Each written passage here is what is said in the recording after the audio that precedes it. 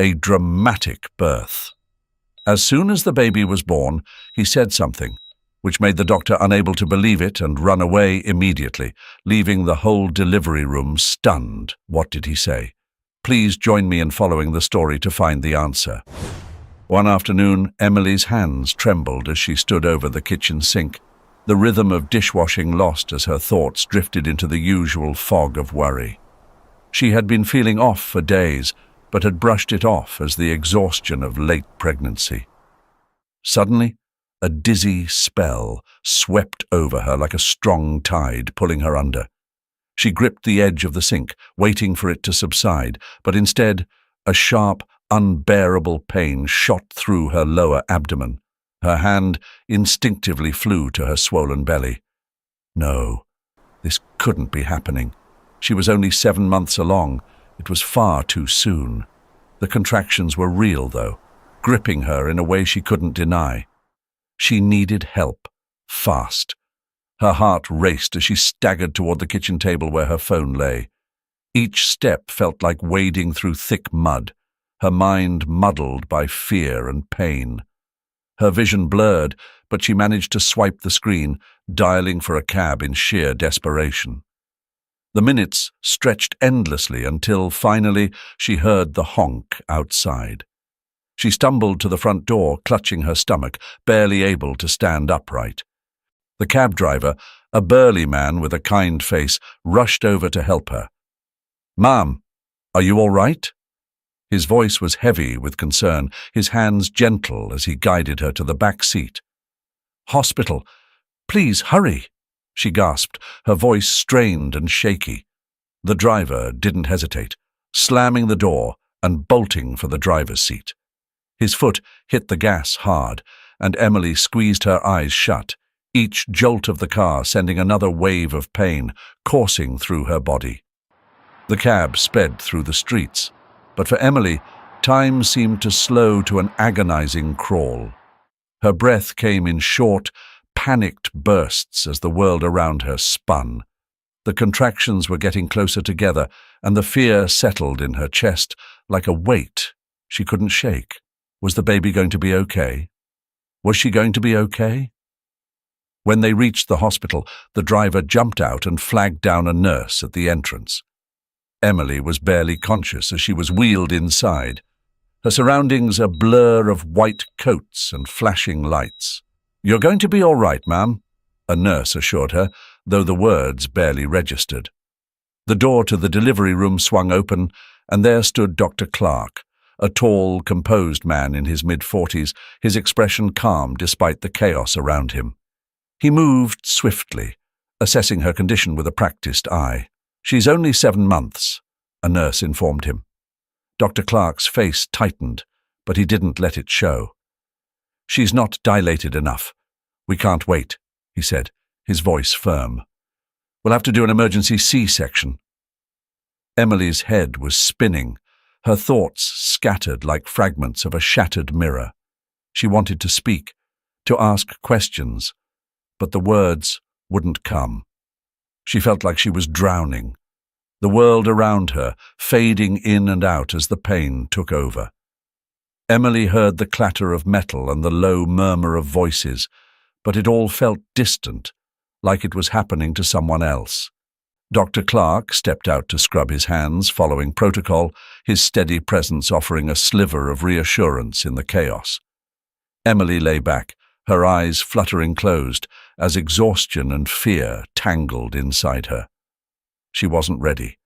This wasn't how it was supposed to happen. But there was no stopping it now. The baby was coming. The minutes ticked by, and the nurses and assisting doctor waited anxiously. Dr. Clark hadn't returned. A nurse went to find him, but she came back empty-handed. "I can't find him anywhere," she said, clearly worried. Just then, the operating room door swung open, and a man entered, fully dressed in sterile surgical attire. His face was covered by a mask, and he didn't speak. Instead, he gestured to his throat, indicating he couldn't talk, as if he'd lost his voice. The assisting doctor, slightly confused, caught on quickly. At that moment, Everyone assumed Dr. Clark was ready to begin the surgery. All eyes were on him, but something felt off. Instead of taking charge, the doctor made a series of hand motions to the assisting doctor, signaling for him to proceed. "You want me to handle this?" the assistant asked, perplexed. The doctor nodded silently. Although unusual, it wasn't unheard of for lead physicians to delegate more routine procedures to their assistants. Nervously, the assisting doctor accepted the responsibility and began the C-section under the watchful eye of the masked man. Everything seemed to be progressing smoothly until Emily, still semi-conscious, opened her eyes. And even though the doctor was masked, something about him seemed disturbingly familiar to her. Emily tried to scream, but all that escaped her lips was a muffled whimper. Her trembling hand pointed directly at the doctor, as if trying to warn the others. The nurses rushed to calm her down, believing she was experiencing a panic attack. "Relax. Everything's all right," one of them whispered soothingly, stroking her arm. But the doctor made another subtle gesture, this time toward the anesthesiologist, who hesitated before asking, "General anesthesia?" The doctor nodded. Although it wasn't the usual procedure, the anesthesiologist complied, and soon Emily drifted into a deep sleep. The medical team proceeded with the operation under the watchful eye of the strange doctor. Eventually, the baby was delivered, and a wave of relief swept through the room when his cries echoed softly in the sterile air. The staff sighed in unison, and some even clapped lightly, their tension easing. The assisting doctor, smiling, handed the scissors to the lead surgeon to cut the umbilical cord. However, the man appeared clumsy, unsure. He eventually cut the cord, but something felt off. As he lifted the newborn into his arms, the baby's cries abruptly stopped. The room, previously buzzing with activity, fell into an eerie silence. The infant, no longer crying, opened his eyes and locked his gaze onto the doctor's. For a few seconds, the baby stared directly into the doctor's eyes, and then something unimaginable happened. In a barely audible tone, the baby spoke. It wasn't a babble or incoherent sound, it was a clear word. Though no one else seemed to notice, the doctor heard it distinctly. Stunned, he broke the silence. "Did you hear that?" he asked, wide-eyed, turning to the rest of the team. The nurses exchanged confused glances, unsure of what he meant. "Did you hear what the baby said?" he repeated, his voice now shaking. The staff looked at him, baffled, not knowing how to respond.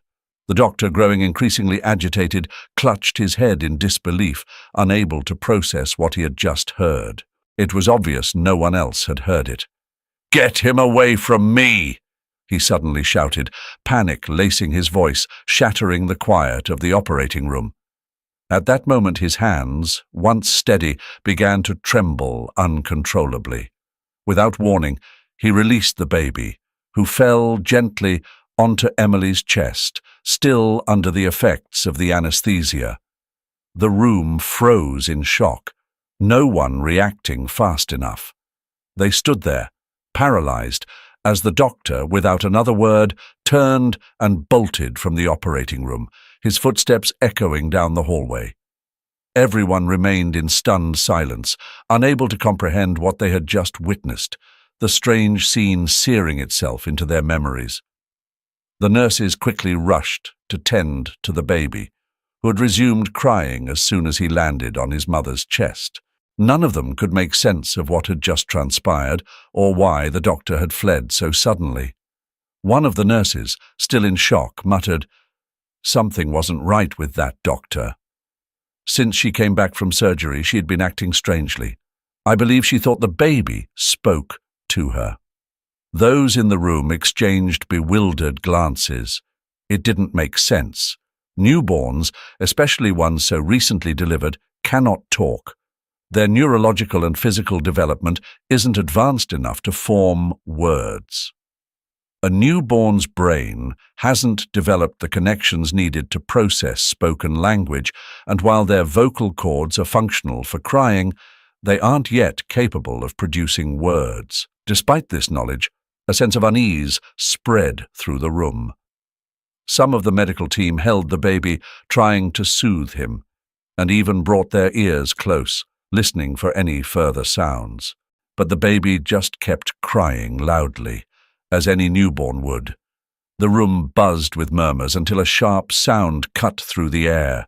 The vital sign monitors began beeping insistently. "The patient's in crisis," one of the nurses shouted, rushing towards the machines. The assistant doctor, in the absence of the lead surgeon, quickly took charge. "Inject 1 milligram of epinephrine now," he ordered, immediately asking for the defibrillator. "Hurry, we're going to lose her." The room was thick with tension as the assistant doctor barked orders. "It must be the general anesthesia we administered," he shouted. The anesthesiologist, visibly rattled, stammered in his defense. "I did only what the surgeon instructed. He was the one who ordered the general anesthesia," he said, his voice shaking as he watched the chaotic efforts to save the patient. Meanwhile, a nurse continued to hold the baby, keeping him away from the frantic scene unfolding around him. Though he was still crying, the baby seemed unaware of the desperate struggle to save his mother's life. Emily had been left shattered after losing her husband. Joshua, a successful attorney who ran his own law firm, had been her life partner. He had an assistant, a man named Leo, who had always been respectful, or so it seemed. Over time, however, Emily began to notice something unsettling. Every time she visited the office, Leo would look at her in a way that made her uncomfortable. At first, she brushed it off, but one day, when her husband wasn't around, Leo dared to confess his feelings. "I've loved you in silence all this time, Emily," he said, moving in far too close. Before she could react, he grabbed her from behind, holding her tightly. Shocked and terrified, Emily barely managed to break free, slapping him across the face. "Don't ever touch me again," she screamed, trembling. "I love my husband, and besides, I'm carrying his child. If you come near me again, I'll tell him everything." Leo, his face flushed with rage, glared at her menacingly. "You'll be mine, sooner or later," he muttered under his breath before storming out. Emily almost told her husband about the incident, but when Leo acted normal in the days that followed, she decided to let it go. She wanted to forget what had happened. However, 3 months later, her world was struck by tragedy. The authorities contacted her with the kind of news no one ever wants to hear.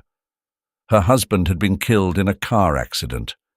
In a state of shock, Emily went to identify her husband's body. Heartbroken, she noticed she had a voicemail from him, left just before the accident. Her heart clenched at the sight of it, yet she couldn't bring herself to listen. The emptiness she felt was overwhelming, and just the thought of hearing his voice one last time left her paralyzed. Deep down, Emily believed her husband had tried to say goodbye, but she hadn't answered the call. That thought filled her with an unbearable guilt. The anguish of not speaking to him one final time haunted her, and the message, still untouched, loomed over her like a silent torment. As the investigation unfolded, she discovered that Leo had been driving the car. According to his account, he lost control and veered off the road, crashing into a tree. Leo managed to escape the burning vehicle, but Joshua, unconscious from the impact, was trapped and consumed by the flames. Emily's suspicion grew stronger. Had Leo caused the accident on purpose? She had no proof, just an insidious feeling gnawing at her soul. At the funeral, while Emily wept in solitude, Leo approached her again. "Now you're free," he whispered, a twisted smile curling his lips. "I still love you." Without thinking, Emily slapped him hard. "I will never be yours. My son is the only man that matters in my life." Leo's face twitched with anger, his lips trembling as he coldly replied, "The only son you'll have will be mine." A shiver ran down Emily's spine. Fear gripped her in a way she had never experienced before. What if Leo had really caused her husband's death? If he had done it to claim her, perhaps he would now try to harm her son as well. The thought chilled her to the core. She felt that both her life and her son's could be in danger. With that terrifying thought swirling in her mind, Emily made the decision to leave town. She rented a house in a remote area, settling there to await her child's birth in peace. Money wasn't an issue. Her husband had left her a substantial sum in the bank, along with the life insurance payout she received after his death. With everything she needed, Emily resolved to spend the remainder of her pregnancy far away from Leo and the dangers she felt closing in on her. The constant beeping of the monitors filled the delivery room, which had descended into chaos. Despite the frantic efforts of the medical team, Emily was declared clinically dead by the attending doctor. The general anesthesia had seemingly triggered an adverse reaction in her body, leading to cardiac arrest. The sadness and helplessness weighed on everyone present. They knew that the newborn boy had now lost both parents, his father before he was born, and now his mother. With tears in her eyes, one of the nurses gently picked up the peacefully sleeping baby and placed him on his mother's chest, as if giving him a chance to say goodbye.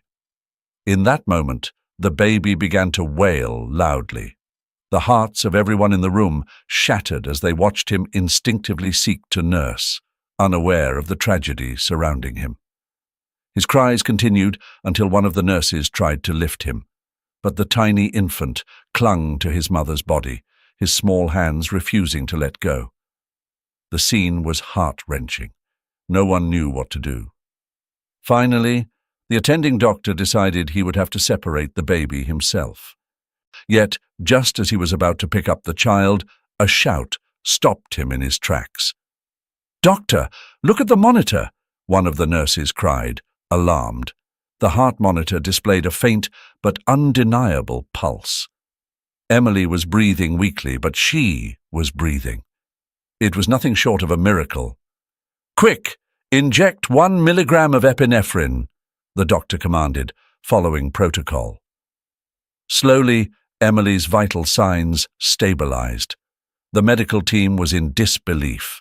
Cheers erupted as the room filled with applause, everyone hugging one another, overwhelmed by the miracle they had just witnessed. Emily, still recovering, slowly opened her eyes. She looked at her baby, held him tightly in her arms, and showered him with kisses before nursing him. The tender scene brought tears to the eyes of everyone in the room, moved by the sheer joy of the moment. But this happiness was shattered in an instant when Emily's eyes widened in terror, and with a voice filled with panic, she screamed, "Leo!" Everyone in the room froze, staring at her, confused and unsure of what she meant. A nurse stepped forward cautiously, trying to soothe her. "Emily, what's going on?" he asked, his voice filled with concern. Emily, still in a state of shock, cried out again, "Leo, you have to stop him. He's dangerous." Her voice was laced with desperation.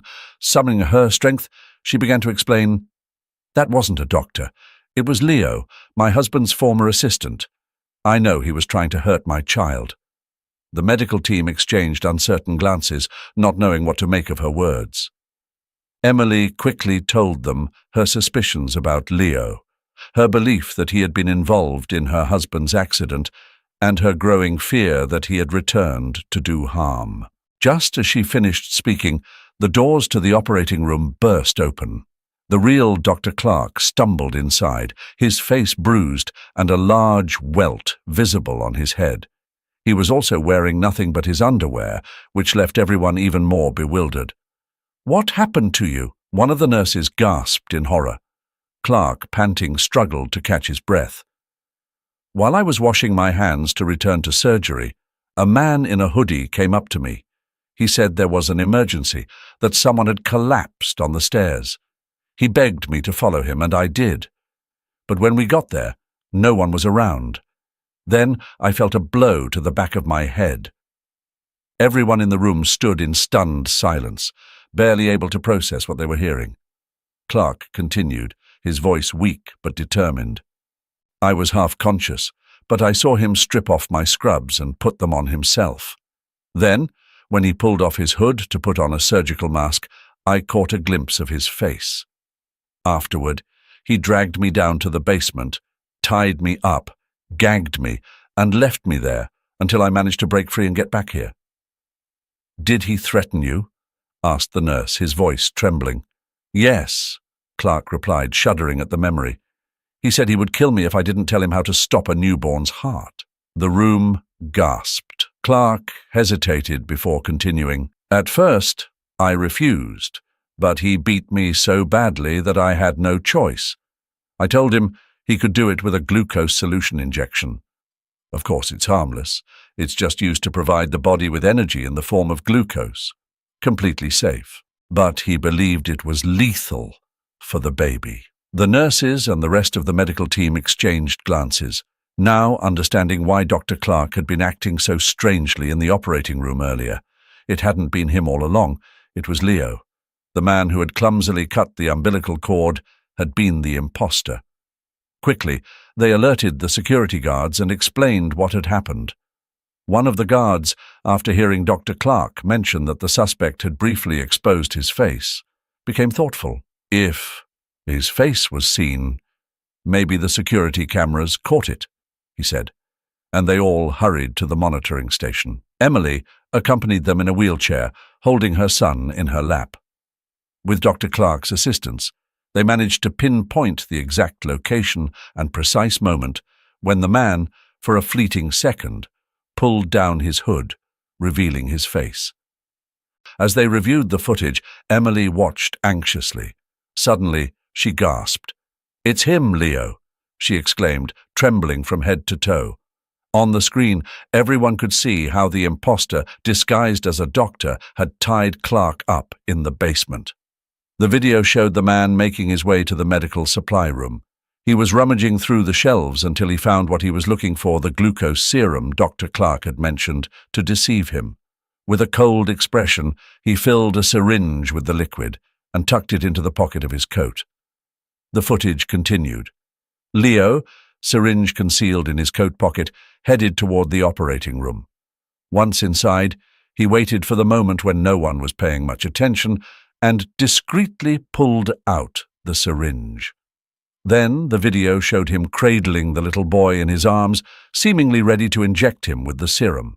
"Oh my God," whispered one of the assisting doctors, horrified by the scene. But just before he could go through with it, something unexpected happened. In the video, everyone watched as Leo suddenly froze. His eyes widened in shock, as if something had startled him. That was the moment he released the little boy, just as they had all witnessed in the operating room. "What stopped him?" one of the guards asked, puzzled. A nurse, her voice shaking, answered, "The imposter said he heard the little boy speak a word, and that's what scared him." The video had no audio, but everyone saw how the child stopped crying at that moment and stared directly at the supposed doctor. Then it appeared as though his lips moved. Although no one could be certain if he had actually spoken a word, the scene was undeniably unsettling. They all glanced at each other, trying to figure out what the boy could have said if he had truly spoken that would terrify a man like Leo, someone so cold and without conscience. No one could make sense of it. The word that might have come from the boy's lips, if it had, remained a deep, unsolvable mystery. But Emily didn't care what the word might have been. With tears in her eyes, she hugged her son tightly, convinced that he had saved them. One of the nurses had told her that she had been clinically dead, and that, to everyone's astonishment, it was her son's cry and embrace that seemingly brought her back. "You're a hero, my love," Emily whispered, filled with infinite gratitude toward her son, who, unknowingly, had pulled her back from the brink. The security guards wasted no time in alerting the authorities about the incident. Given how dangerous the suspect was, and believing he might still be nearby, the police launched a search operation across the area. It wasn't long before one of the patrol units radioed in. "We've spotted a man in a doctor's coat walking down the main avenue. It looks suspicious," one of the officers remarked. When they tried to stop him, the man, hearing them call out, bolted, running as fast as he could without ever looking back. However, his escape was short-lived. The police quickly caught up with him and he was apprehended. Shortly after, they sent a photo to the hospital, and both Emily and Dr. Clark recognized him instantly. "It's him!" Emily gasped, her voice trembling. As they went through his belongings, they found the syringe filled with glucose serum in the pocket of his lab coat, the same one he had tried to use in the operating room. There was no doubt. It was the same man who had attempted to harm her child. "The suspect is under arrest," one of the officers announced with a firm tone. Relief washed over everyone at the hospital, but none more than Emily, who let out a long, shaky breath, cradling her baby in her arms. At last, the danger was over, and she felt safe with her little hero by her side. Days passed, and Emily cherished every moment with her baby, his wide eyes full of wonder as he giggled in her arms. She lifted him up, kissing his belly, which made him burst into fits of laughter. In those moments, she found a glimmer of peace she so desperately needed, but deep down, the questions still lingered in her heart. Finally, she gathered the courage to listen to her husband's last message, the one she had received just before the accident. For weeks, she had avoided it, afraid of the pain that would come with hearing Yoshua's voice one final time. But today, she decided it was time. She glanced at the timestamp on the message. 3 p.m, the exact time the police had said the accident occurred. Emily wanted her son to hear his father's voice too, so she put the message on speaker. "It's important he hears his dad," she whispered to herself, though her heart pounded in her chest. She pressed play, and Yoshua's voice filled the room. At first it was a comfort to hear him, but her relief was short-lived. Terror gripped her as the message continued. "Leo, what are you doing?" Yoshua's voice was frantic. "You're crazy. We're going to die." Then Leo's voice cut through, cold and calculated. "That's exactly what I want to kill you. Don't worry about Emily. Once you're dead, she'll be mine. And as for your son, I'll get rid of him too." Emily's world crumbled around her. The sounds of a struggle, followed by her husband's agonizing screams, filled the air. Then, the crash. Tears streamed down her face as she listened, unable to stop the flood of emotions. Her worst fears were confirmed. Leo had caused her husband's death, and he had done it on purpose. She now had the proof she had dreaded finding. With her baby still in her arms, and the phone gripped tightly in her hand, Emily rushed to the police station. Once there, she recounted everything that had happened. The officers listened to the recording and concluded that Yoshua had dialed her number just before Leo caused the crash. It was clear that Leo had been unaware the call was still connected, which captured their entire conversation and his sinister plan. With this evidence, the police had everything they needed to ensure Leo would spend the rest of his life behind bars. Emily, with her little one cradled in her arms, wept. Tears streamed down her face, but this time they weren't from sorrow. They were from relief. At last, she knew the truth. Yet that relief quickly morphed into a simmering rage. Unable to stop herself, she stormed toward the cell block. No one noticed her as she slipped down the hallway. There he was, lying on a cot. Emily's restraint broke, "Leo!" she screamed, her voice trembling with fury. "I have proof that you killed my husband. You'll rot in this cell for the rest of your miserable life." Leo jumped to his feet at the sound of her voice, ready to hurl insults back at her. But then his eyes landed on the small child in her arms. In that instant, something shifted in him. His face drained of color, his expression twisted, and with wide, terrified eyes, he began to shout. "Get him out! Get him out of here!" he screamed, trying to cover his ears. Emily stood frozen, watching as her little one stared intently at Leo. And, in that moment, she thought she heard something. A lump formed in her throat as she could have sworn her child spoke a single, clear word. "Murderer!" Emily's blood ran cold. Leo, meanwhile, writhed in fear, screaming as if the boy was some sort of nightmare brought to life. The guards rushed in, pulling Emily and her son from the cell. As they left, Emily couldn't shake the question from her mind, had she really heard that word? Or was it just her imagination playing tricks on her? But in the end, it didn't matter. She felt a deep sense of peace, cradling her child in her arms, a child who would grow up surrounded by her unwavering love and strength. What a powerful story, right? Emily's journey through fear and uncertainty really reminds us how unpredictable life can be and how strength comes through in the most challenging moments.